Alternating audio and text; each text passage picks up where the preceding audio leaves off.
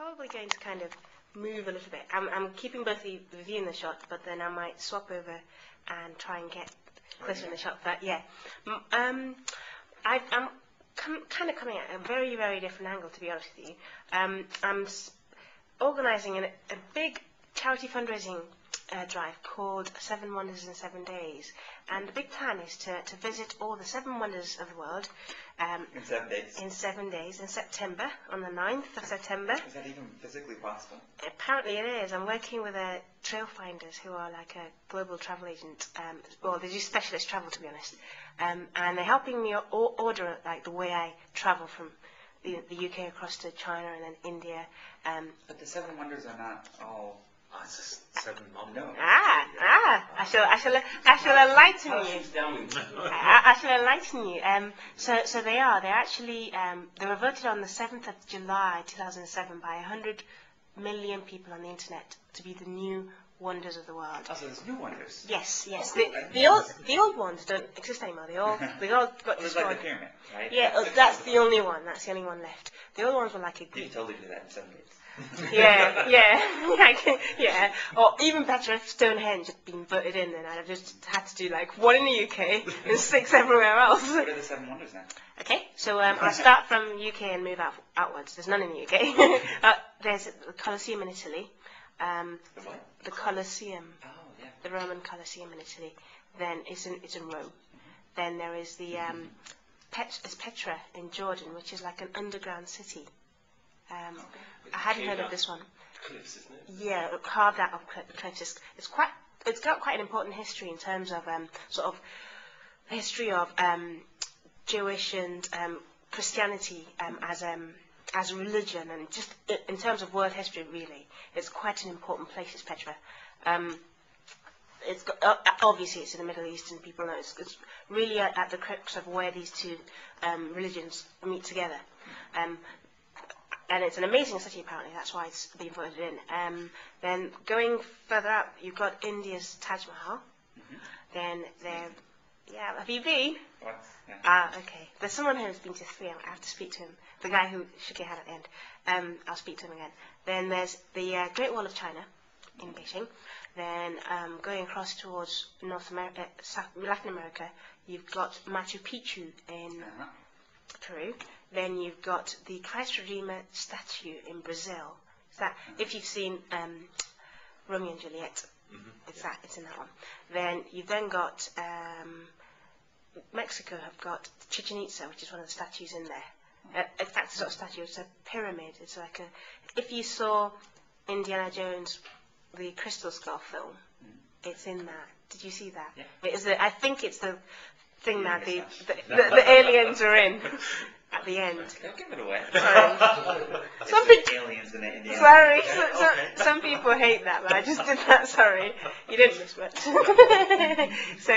So the reason I'm doing all this is that I'm raising. Those don't sound very modern. They're not. Yeah. They're kind of. I think it's the guy that did it. He basically decided to have this new notion of 7 wonders, and that it would. First of all, unite the world around finding these new 7 things, and it would be, this big quest for asking a global question and have everybody answer. So you know what I'm thinking of now? In Vietnam, I visited a Ho Chi Minh's house or something, and they had a giant banner on the wall that said "Go vote for us." And yes, apparently that's how Brazil got there. So they were texting people because that statue's amazing. Yeah, but it's in there. It's in there. The goal for all of it is to raise £777,000 for 7 charities. The reason I'm doing it is inspired from going for my grand's funeral in Nigeria in February this year. She had Alzheimer's before she died. So one of the charities is Alzheimer's Research Trust. The others are British Red Cross, Diabetes UK, because members of my family in Nigeria and extended family had problems with the disease. There's a charity called Young Minds, which looks after the mental health of young people. Open Doors, which looks after the persecuted church around the world. Then there is also Feed the Minds, which does a lot of development work out in the developing world, basically, around education. So they help with books and teach people to read and stuff. That sounds horrible. You should do something with your life. I know. It's so hard, this thing. It's a big epic effort. And I've put a website together, but obviously on WordPress, and it's got lots of hooks in with like Facebook Connect and Twitter and Flickr and all those other things. It's kind of based on like a Woo themes, but with some quirky things done to it. And I guess what I was asking was what you guys thought as people who've created a community and done stuff with WordPress, how you'd approach a problem. There's two elements to what I'm doing. There's the fundraising whilst I'm on the trip, and then there's fundraising before.